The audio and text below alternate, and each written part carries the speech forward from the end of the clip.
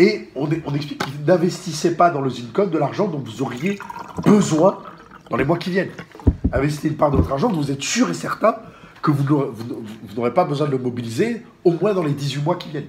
Voilà, c'est vraiment que chacun investisse la part, qui peut se permettre de perdre sans changer quoi que ce soit à sa vie. C'est très important. Il y a des gens qui ont... Alors c'est sûr, un type qui est célibataire, j'en ai connu. Moi je suis célibataire, j'en ai rien à faire, j'ai touché un gros héritage, je peux risquer. Bon, mais on s'en a mes consciences.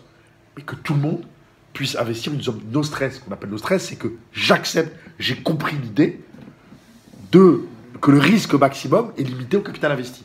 Mais que je dois accepter et intégrer ce risque. On est d'accord. Et donc j'ai un horizon de placement qui est minimum 18 mois. À partir de là, on dit à ces gens, bon, 17 novembre, vous achetez. Donc on va avoir des centaines de gens qui vont passer les ordres d'achat.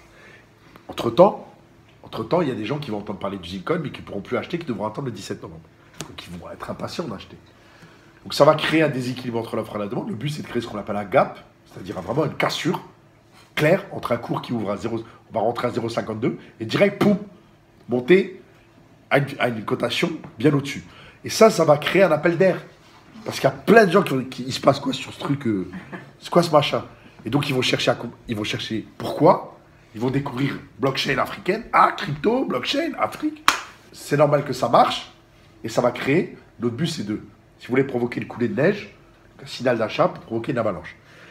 Mais pourquoi ça c'est possible? Pour ça, je parle de projet mystique. Je suis obligé de vous raconter une anecdote si vous voulez connaître l'histoire d'usine. Parce que là, au jour d'aujourd'hui, on n'a pas d'explication rationnelle. On parle de miracle. Non, il l'a vécu en live, en direct.